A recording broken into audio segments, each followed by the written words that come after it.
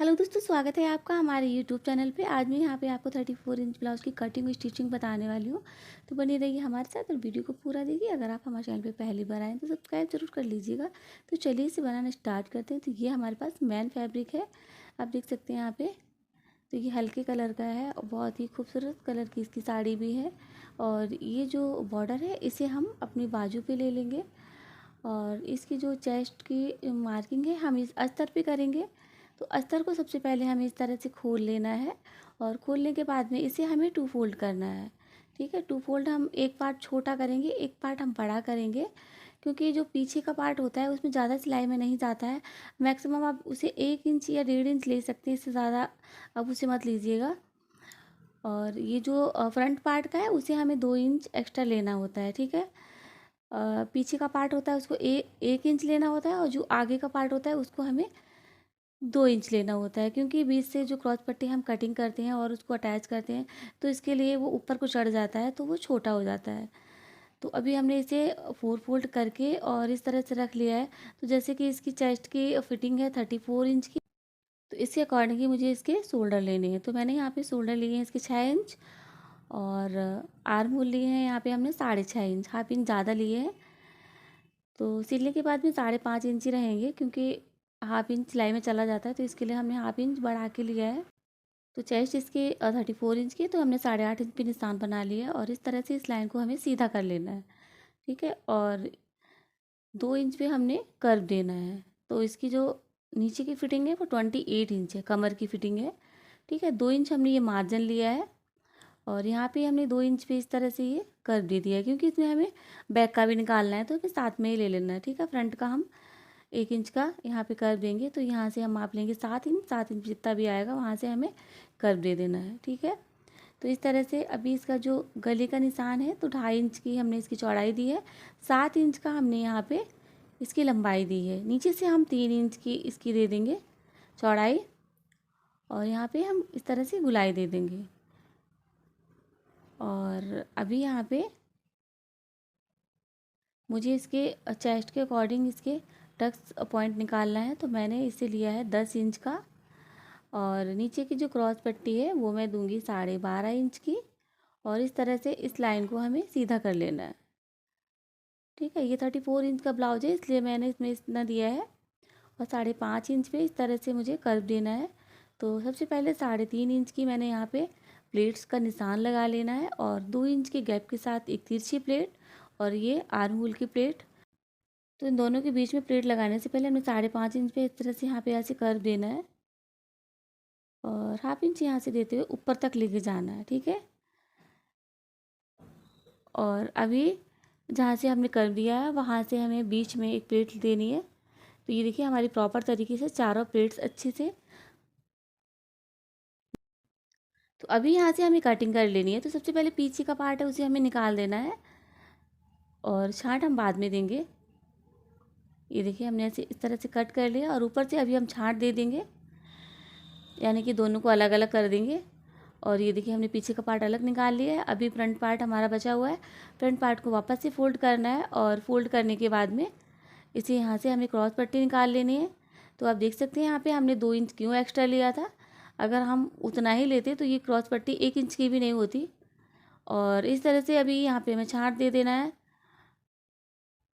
तो जो हमारी आर्म होल की गुलाई होती है वो परफेक्ट अगर नहीं बैठती है तो ब्लाउज बिल्कुल भी अच्छा नहीं लगता है। अभी यहाँ पे हमने गले को कट कर लिया है और इसके बाद में अभी बीच से हम कट कर देंगे इस तरह से। यहाँ से भी हम खोल देंगे। अभी इसमें हमें एक चीज़ करनी है, देखिए आपके जो ब्लाउज रहता है, जो यहाँ पे आर्म होल पे रिंकल्स वगैरह पड़ते हैं, झोल वगैरह या प्लेट्स वगैरह दिखती हैं, तो इस तरह से क्या करना है आपको, देखिए यहाँ पे आधा इंच और आधा इंच दोनों साइड में आधा आधा इंच हमें इस तरह से रखना है और यहाँ पे एक मार्किंग कर लेनी है ऐसे और इसे हमें छांट दे देना है। ये देखिए इस तरह से। तो पूरा मिला के हमने यहाँ पे इस तरह से छांट दे दिया है। ठीक है, और छांट देने के बाद में हमें इसे इस तरह से रख लेना है।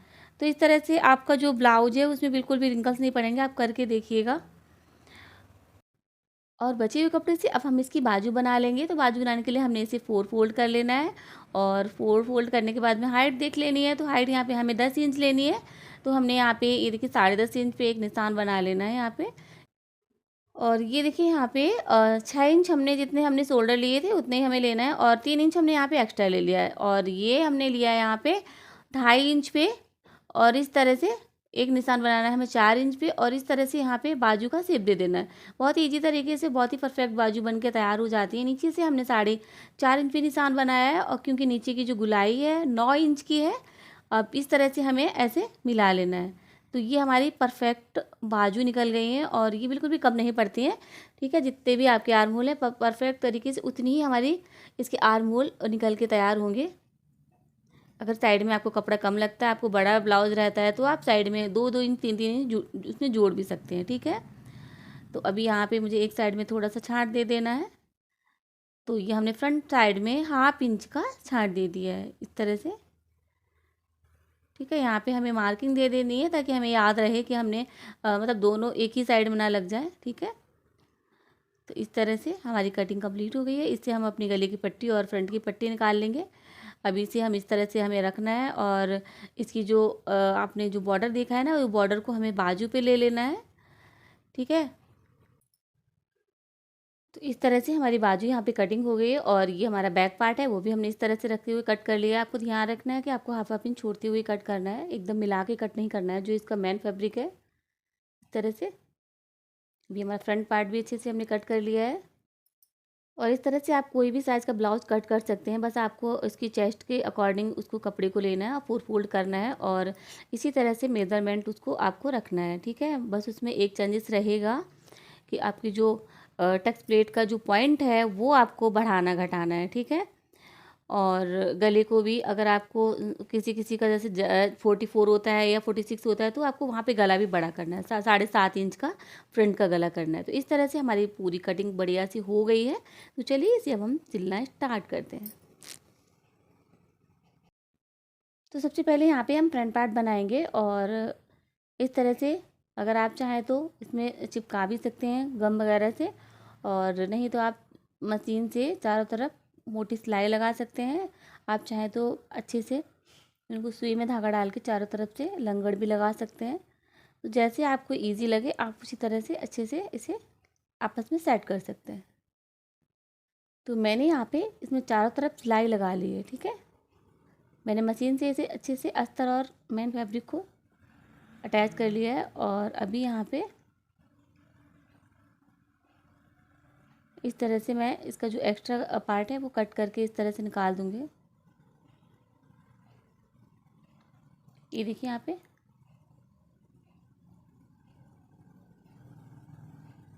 और इसकी जो प्लेट्स है इस तरह से पकड़ते हुए एक एक करके हमें अच्छे से लगा देनी है। प्लेट को कभी भी एकदम मिलाते हुए काफ़ी बाहर तक नहीं लाना चाहिए। जो 2-2 इंच का गैप दिया है वहीं तक ही आपको रखना है, और जब हम प्लेट से धागा कट करते हैं तो वहाँ पे मशीन को 1-2 बार आगे पीछे करना है ताकि वो वहाँ पे सेट हो जाए। नहीं तो आप तुरंत लाके वहाँ से अगर कट कर देंगे तो फिर जब आप पहनेंगे 4-6 दिन में, महीने भर में, तो वो वहाँ से खुलने लगेगा, तो वो बिल्कुल भी अच्छा नहीं लगेगा। ठीक है, तो ये देखिए हमने प्लेट्स यहाँ पे अच्छे से कंप्लीट कर ली हैं। अभी यहाँ पे मैं इसकी जो क्रॉस पट्टी है वो लगाऊंगी।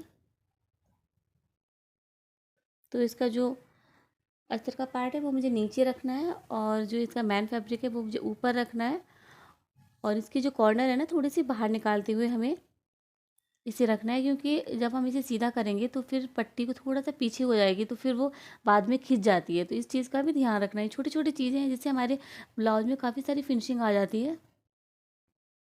और अभी यहाँ पे देखिए इस तरह से मुझे सीधा कर लेना है। तो जो सिलाई थी ना वो अंदर की साइड में हो गई है, बाहर से कुछ भी नहीं दिख रहा है, एकदम फिनिशिंग तरीके से। और ये पट्टी यहाँ पे लग के तैयार हो गई है, और अभी यहाँ पे जो एक्स्ट्रा है वो हमें कट कर देना है, क्योंकि वहाँ पे हमने प्लेट लगाई है तो इसलिए हमारी ये जो क्रॉस पट्टी है वो भी थोड़ी यहाँ पे ज़्यादा हो गई। इसे हमें इस तरह से कट करके निकाल देना है। देखिए, और इधर से जो कॉर्नर है इसे भी हमें कट कर देना है। और अभी नीचे की साइड में हमें फ़ोल्ड कर देना जितना हमें चाहिए। तो जैसे हमें ये ब्लाउज 14 इंच का चाहिए, तो हमने 14 इंच पे यहाँ पे निशान बनाया है, और नीचे से इस तरह से इसे फ़ोल्ड कर दिया है। ठीक है, बाद में इसमें हम हेमिंग कर देंगे। तो आपने देखा हमने 2 इंच एक्स्ट्रा लिया था, तो हमें पट्टी में भी कुछ भी कपड़ा जोड़ तोड़ नहीं करना पड़ा। अच्छे से हमारी क्रॉस पट्टी बराबर तरीके से बैठ गई है। और अभी यहाँ पे मैं गले की पट्टी लगा लूँगी। तो हमने यहाँ पे तिरछी कॉटन की पट्टी कट करी है और इसे इस तरह से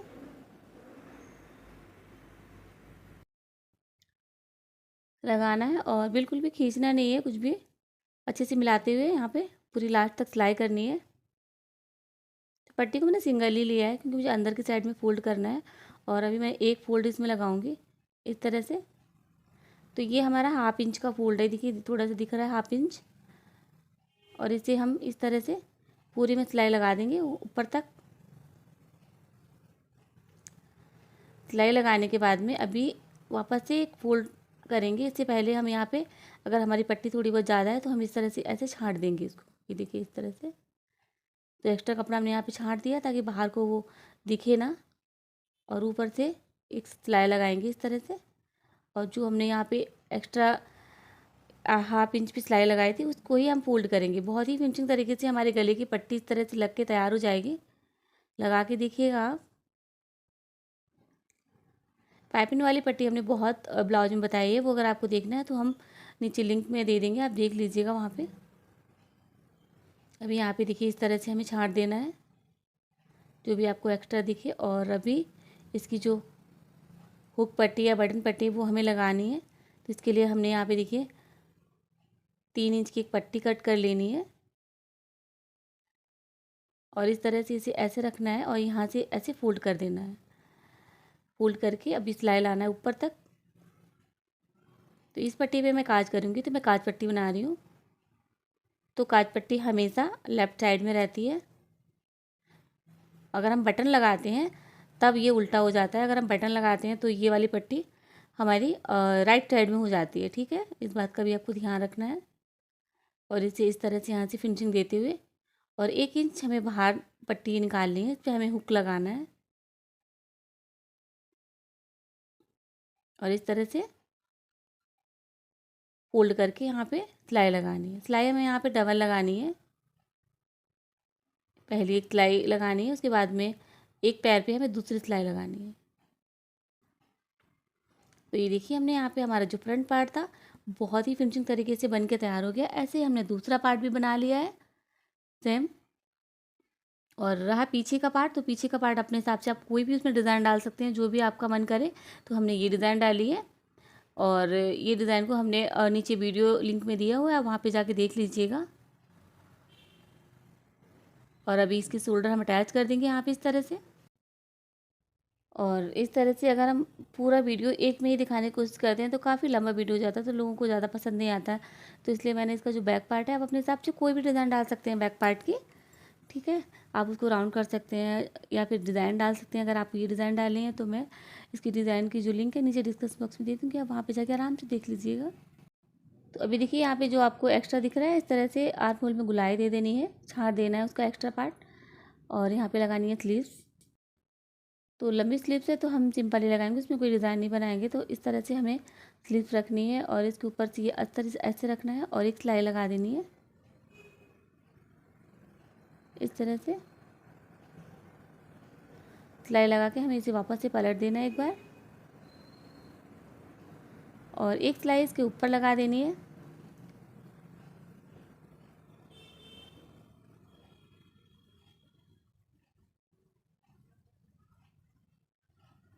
इस तरह से सिलाई लगाने के बाद में इस तरह से छाँट देना है। अगर आपको देखना है यहाँ पे माप ले लेना है कितना आपको यहाँ पे चाहिए। तो हमें ये बाजू 10 इंच की चाहिए, तो इस तरह से जो एक्स्ट्रा कपड़ा है वो हमें कट कर देना है। तो ये देखिए हमने बाजू यहाँ पे निकाल ली है। अब इसके आर्म होल में हम 20 से लगाएंगे इस तरह से। और जो फ्रंट पार्ट है जहाँ पे हमने छाँट दिया था वो फ्रंट में ही रखना है, इस बात का ध्यान रखना है आपको। और इस तरह से इसे बीच में ऐसे रखना है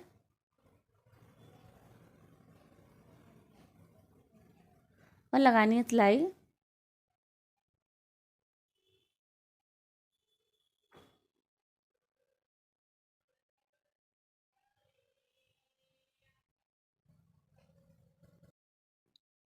तो बाजू को आप हमेशा बीच से लगाइएगा। इससे क्या होता है कि अगर साइड में कम ज़्यादा भी होता है ना तो वो हम उसे एडजस्ट कर सकते हैं और आपकी बाजू तिरछी विरछी नहीं होगी। नहीं तो एक बाजू कैसे रहती है, घूमती रहती है, घूमती रहती है, फिर हम उसको बार बार ऐसे करते रहते हैं तो बहुत अनकम्फर्टेबल लगता है। इस तरह से आपको हमेशा बीच से का निशान बनाना है और बीच से ही बाजू को अटैच करना है।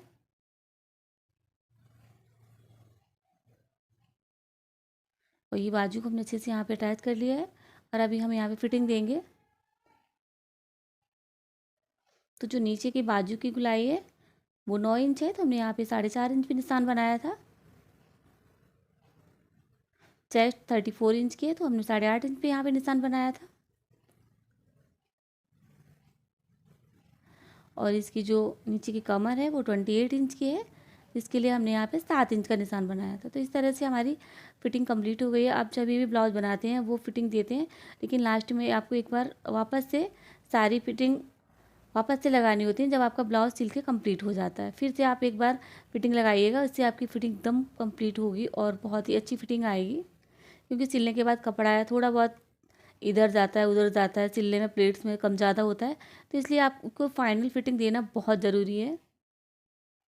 ये देखिए हमने अच्छे से यहाँ पे अपनी बाजू को अटैच कर लिया है। बहुत ही गुलाई के साथ इसके आर्म होल आए हैं, फिटिंग भी बहुत अच्छी आएगी इसकी।